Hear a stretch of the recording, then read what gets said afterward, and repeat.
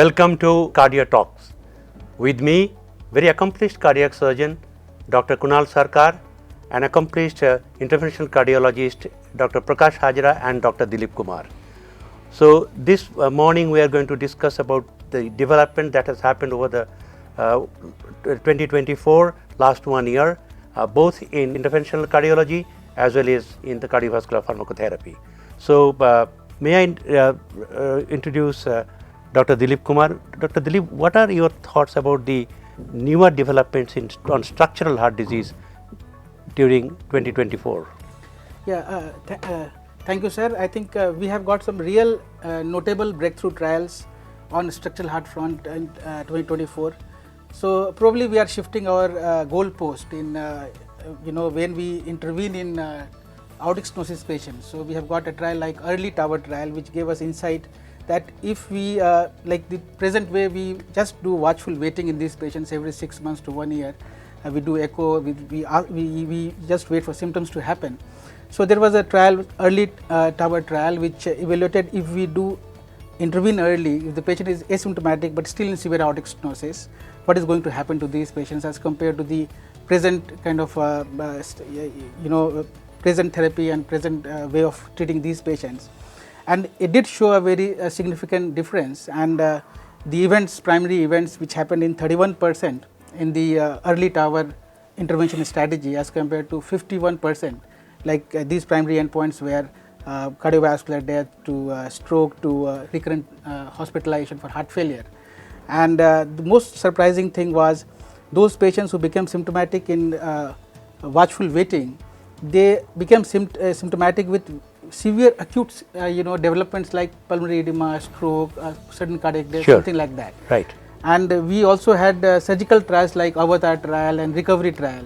So as in mitral valve intervention, we have some kind of asymptomatic patients has a LV and systolic volume and LV diameter criteria, but in aortic stenosis we don't have any criteria. True. So we may shift our goal in future in treating these patients.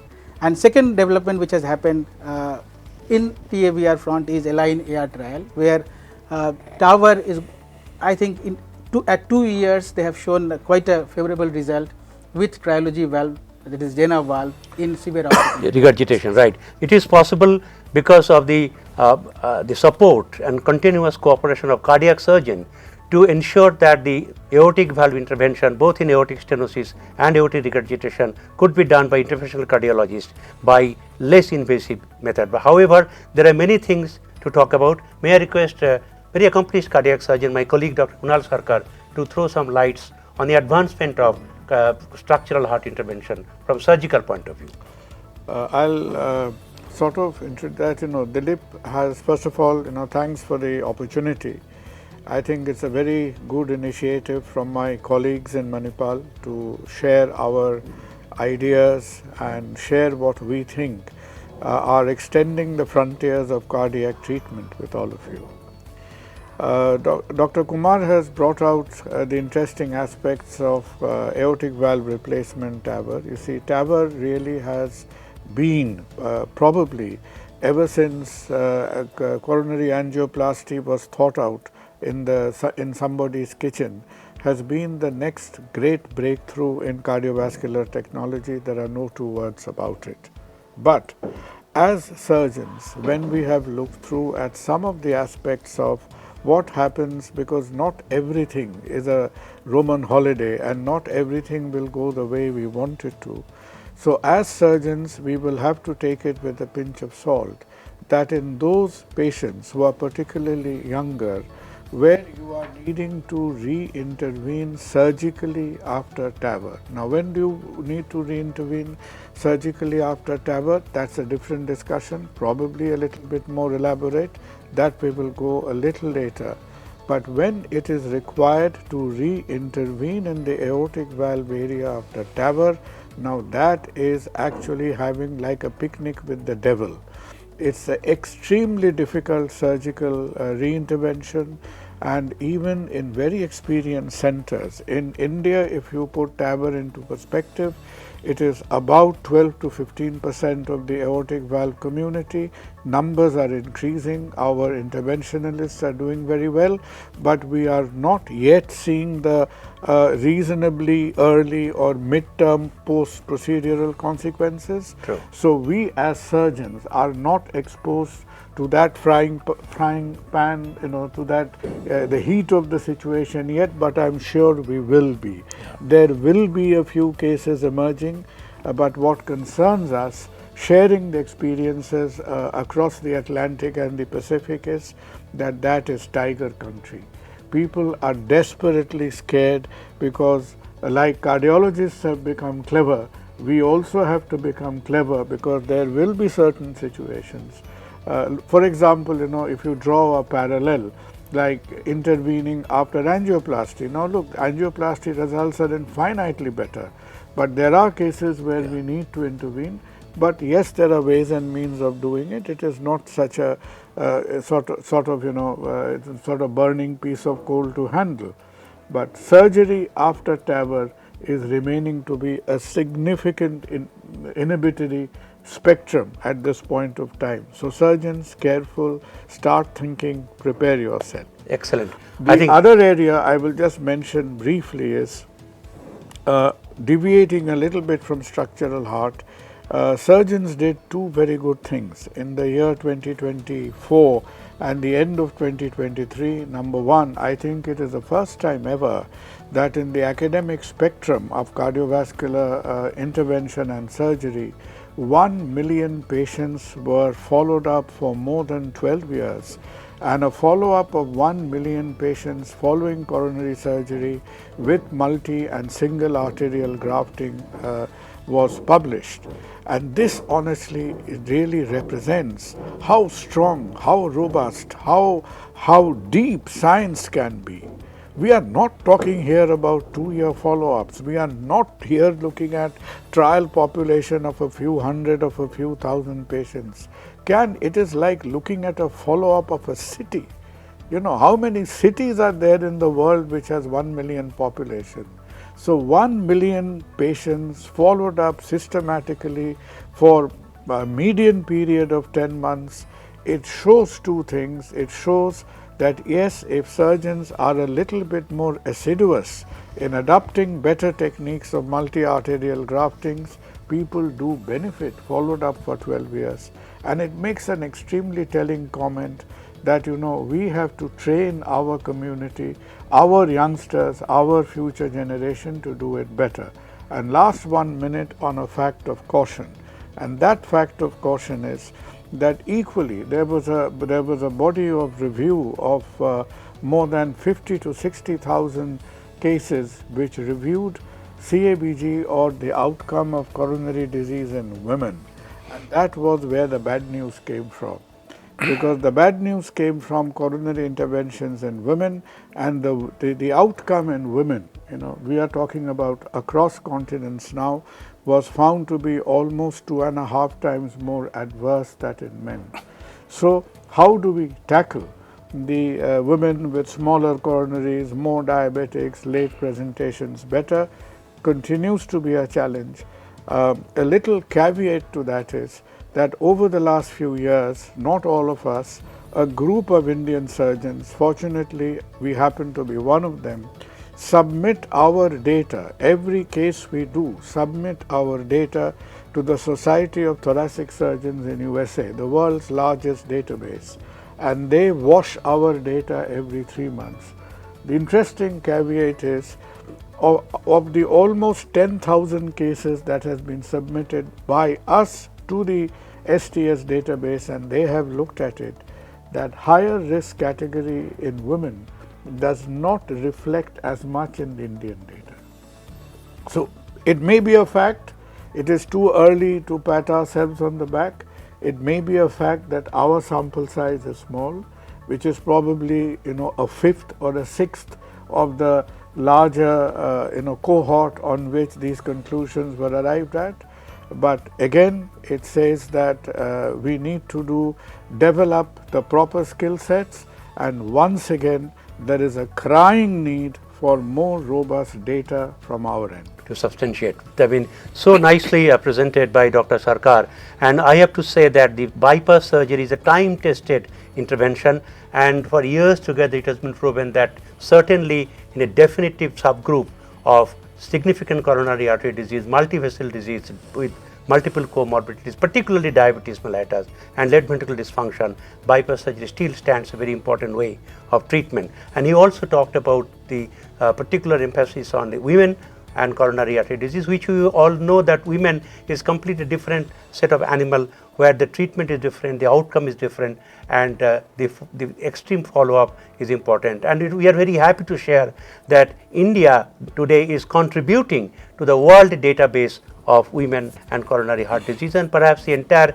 bypass population of the world. With that, may I request my colleague Dr. Prakash Hazra to talk about the other parts of the structural heart valve intervention, and in addition, if you would like to add something more what Dr. Sarkar and Dr. Kumar has said. Thank you, Rabin, for inviting me to the cardiac talk. Now, there are a lot of things has happened in the field of leaky valve and the sticky valve. Sticky valves, Dilip Kumar has already mentioned that when the valves are stenosed, that can change the mortality. Now, in the field of tricuspid valve, the mitral valve, these leaky valves can be treated by my friend Dr. Kunal Sarkar. Interventional cardiologist also can do a lot in treating these leaky valves like tricuspid regurgitations and mitral regurgitations. Let me focus on tricuspid valve, that's a new kid in the town. Now, most of these tricuspid valve, when they leak, they usually cause lot of symptoms, but may not lead to cardiac death. So, there are two trials, as Dilip has mentioned in our forum, that Transcend 2 and Tri-Illuminate, one with evoke valve, another is mitral clip. In India, we have TRIG valve too, but let me focus on these two intervention trials. In these trials, they have used the cardiac catheter-based tricuspid valve therapy.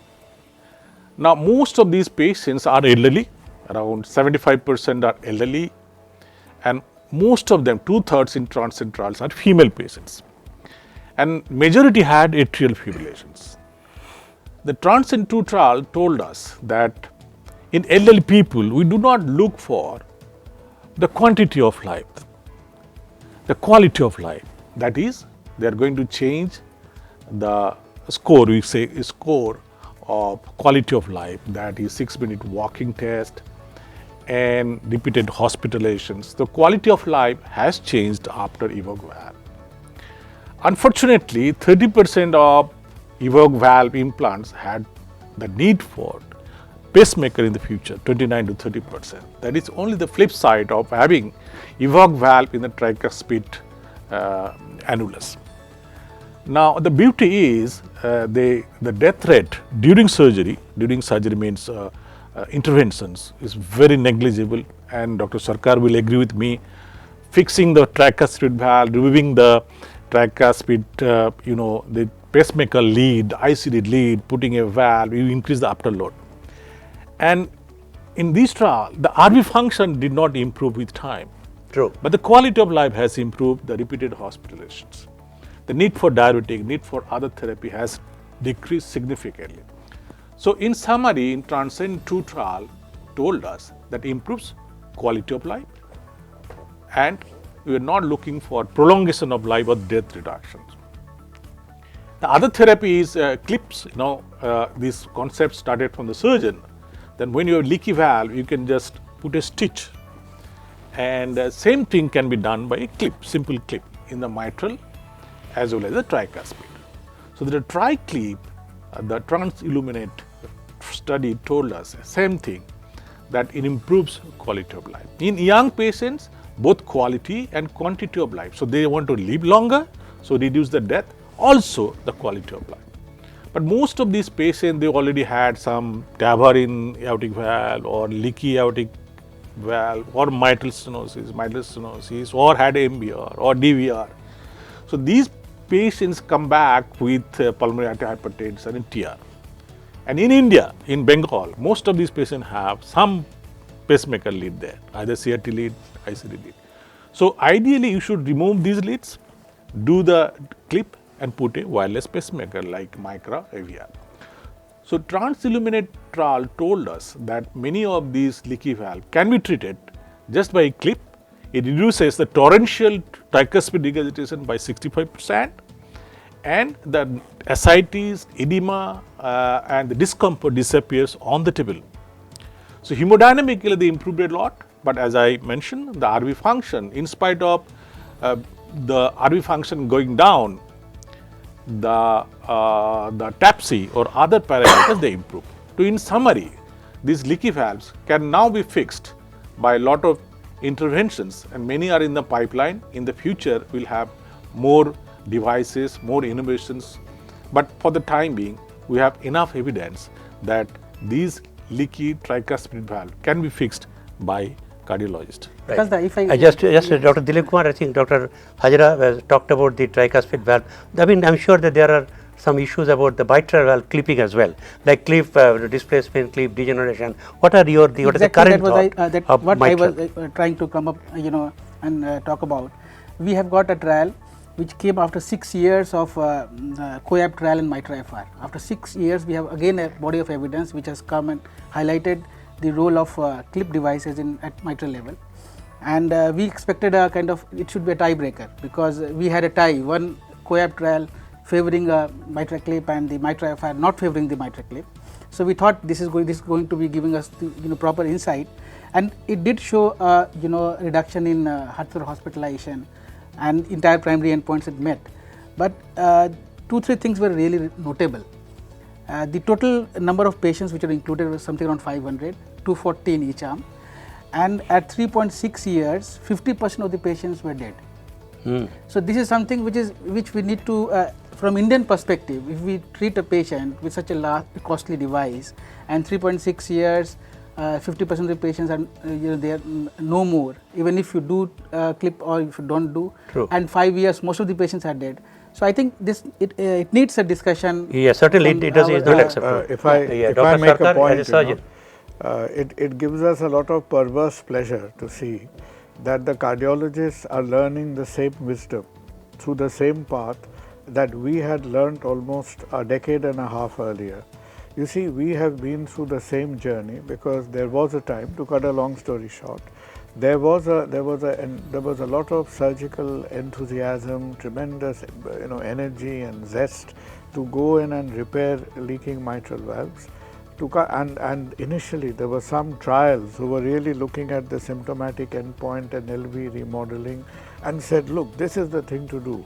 But when you extended your follow-up a little bit more, exactly a mirror image findings were based. So much so, please realize one thing, that the survival results of repairing an ischemic mitral valve was so disillusioning that the entire echocardiographic criteria of what constitutes mitral regurgitation had to be changed in 2014 to 2015.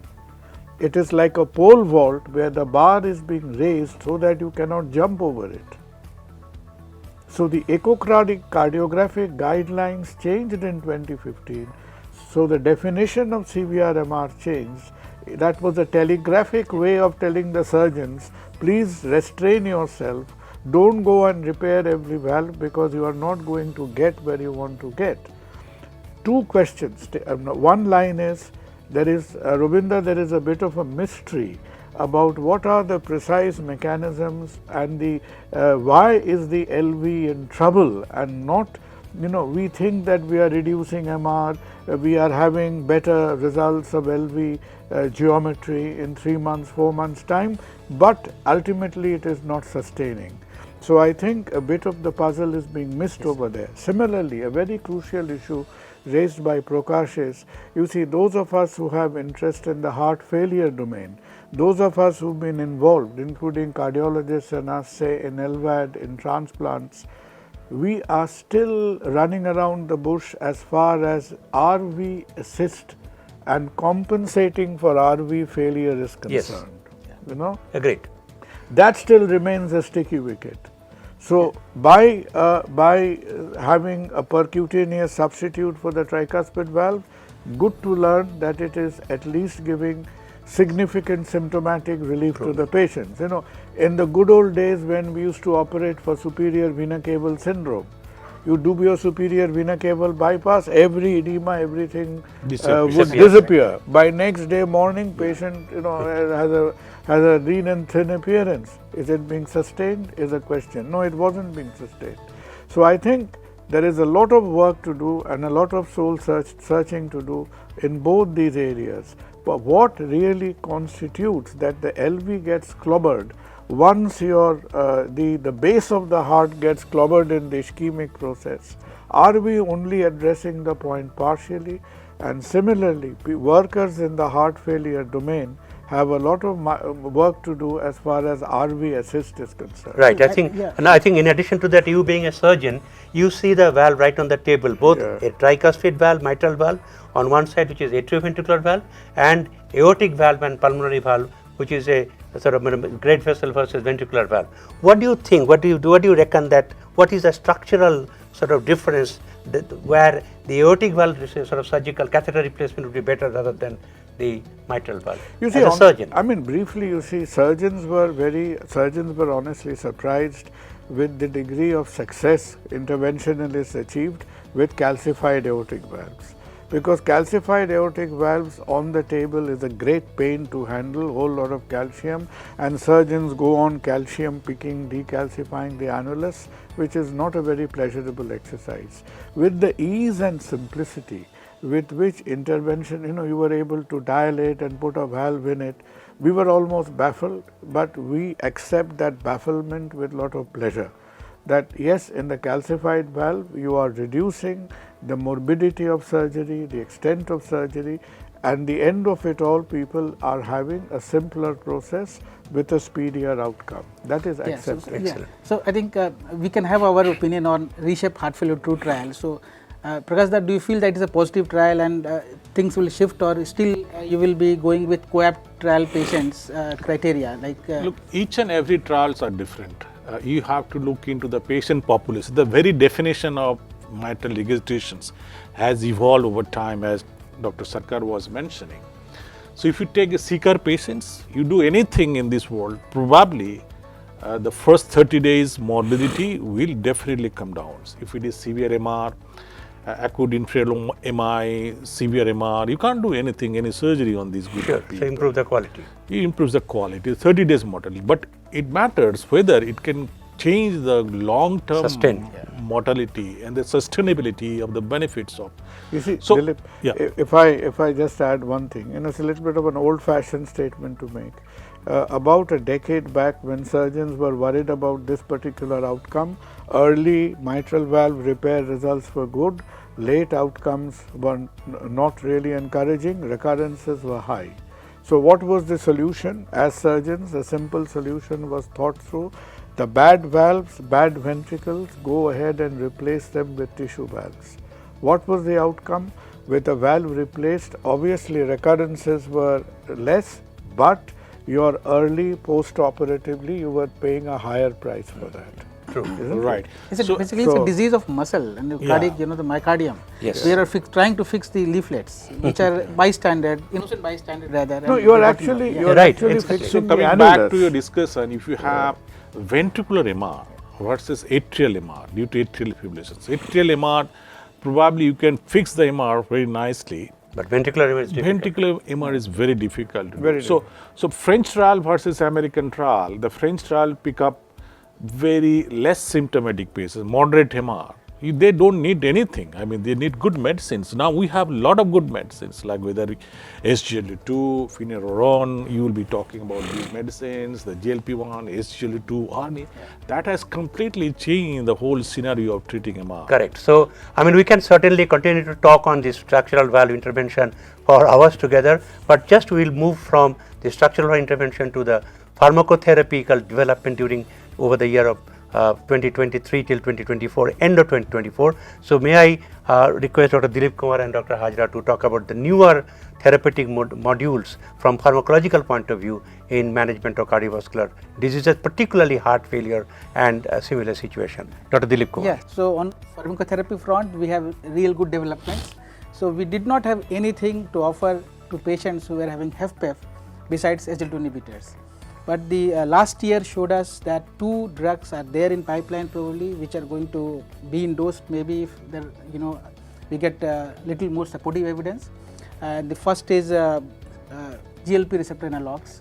We have a positive trial with semaglutide as well as tirzepatide, and also we have got finerenone, which is making headway in HFpEF patients with fine arts trial. So we can discuss these 2-3 trials, and what I feel, especially those patients with obesity phenotype with HFpEF, they are going to definitely be helped by GLP analogs, and judicial administration of finerenone in HFpEF patients in fine arts.